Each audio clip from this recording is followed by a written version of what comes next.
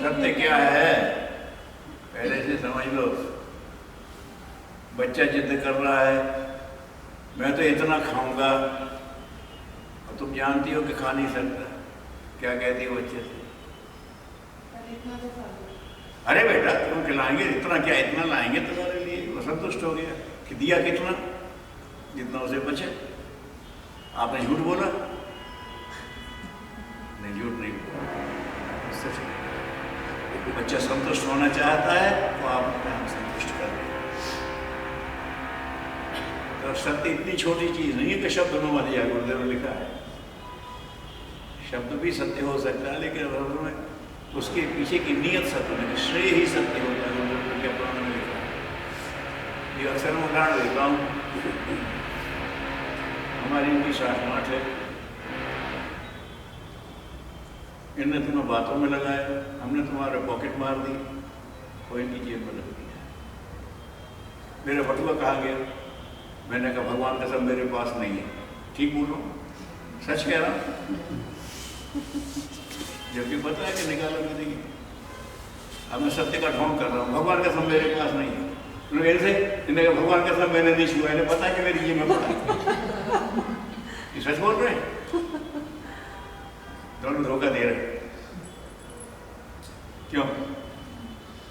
और बच्चों को समझाने में पिता और मरीज को समझाने डॉक्टर, अरे क्या कोई रोग है अभी ठीक करते तुम्हें, झूठ बोल रहा है। वो मनोबल बढ़ा रहा है उसका, माता पिता बच्चे का मनोबल बढ़ा रहे हैं, उसका ये सत्य है। तो गुरुदेव ने कहा कि सत्य शब्द ये नहीं होता, श्रेय उसकी नीयत क्या है। माता पिता की नीयत है कि बच्चा प्रगति करे। धोखेबाज की है इस बच्चे के मीठी मीठी बात करके कचूड़ा उतार लो, वो धोखेबाज है, क्योंकि वो छीनना चाहता है और हम देना चाहते हैं। तो सत्य से शब्द से नहीं, इसीलिए तो कह दिया था। अब वो ढेरों से बातें मिलती। कहते हैं कि एक वो राजा थे और एक किसी शत्रु का बड़ा वीर शस्त्र से पकड़ लिया, उसको वहाँ बुलाया तो आते वो अपनी भाषा में कुछ कहता रहा। मैंने पूछा तो मंत्री बोला, हुजूर वो ये कह रहा है कि आप तो बहुत महान हैं, आपने मेरे जैसे को बंदी बना लिया, आपकी महानता क्या मैं करता हूँ, लेकिन ध्यान रखिए मेरे ही बच्चे अच्छे हैं, मैं तो अपने राजा के लिए लड़ने आया था, मुझे आप यहाँ दंड दे देंगे तो हमारे बच्चों के साथ अन्याय होगा। अच्छा ऐसा कह रहा था? तो बोले नहीं साहब ये तो मंत्री झूठ बोल रहा है, वो आपको बुरी बुरी गालियां दे रहा था। राजा ने कहा मंत्री ही सत्य है क्योंकि उसमें हित साधना है।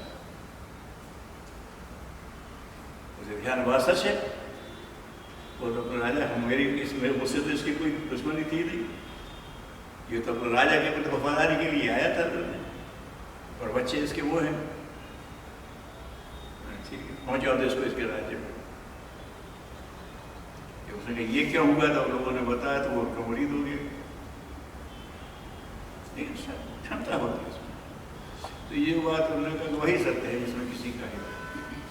और गीता में कहा अनुद्वेग करूँगा क्या, सत्यम प्रिय हितम चाहिए, सत्य प्रिय और हितकारी, तब बात बनेगी। सत्य बोल दिया और इनका मन ही टूट गया, क्यों था?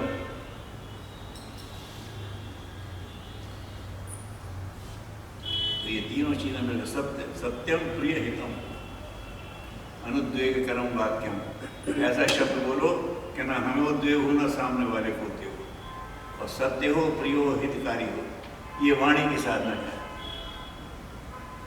है ना। उसमें तीन तो बताया ना, ये शरीर का तप, ये वाणी का तप,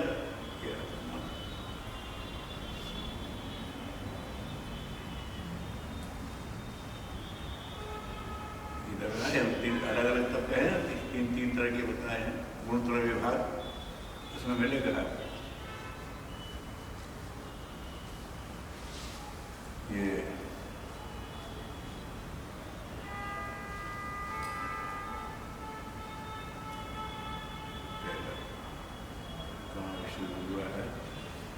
ब्रह्मचर्य अहिंसा च शरीरम तप उच्यते।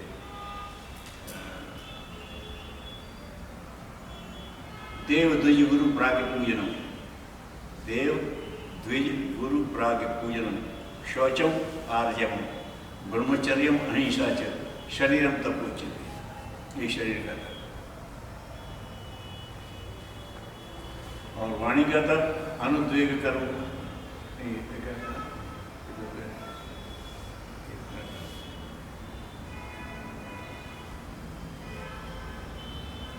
अनुद्वेग कर्म वाक्यम सत्यम प्रिय, वाणी का तप। और इंद्रिय शरीर का क्या है अभी ध्यान नहीं आ रहा। ऐसे उन्होंने बताया कि इसका ये शरीर का शरीरम तप उच्यते। शरीर ब्रह्मचर्य अहिंसा च शरीरम, ऐसा उसमें आया। प्रारंभ का भूल रहा हूँ। ब्रह्मचर्य अहिंसा च शरीरम तप उच्यते। और मानसिक तप में कहा है मन प्रसाद सौम्यतम मौनम आत्मनिग्रह। मन की प्रसन्नता, मन प्रसाद सौम्यता, मन प्रसाद सौम्यतम मौनम, मौन आत्म अंदर का तप है, वाणी का तप नहीं है, मानसिक तप है। अंदर से मौन नहीं है, मुंह से चुप हो तो झल्ला रहे हो, भीतर भीतर क्या हो। तो मौन तो मन का होता है। मौनम आत्मनिग्रह, अपना विश्लेषण करना। आज ने गलत प्रयोग लिया वो निकाल कर विनिग्रह निकल। भाव संशुद्धि, भावना शुद्ध रखो, भाव संशुद्धि, तपो मानसिक तप है, तीनों तप है, कायिक तप, वाचिक तप, मानसिक तप दिया है आगे। तब निर्वाचन करो।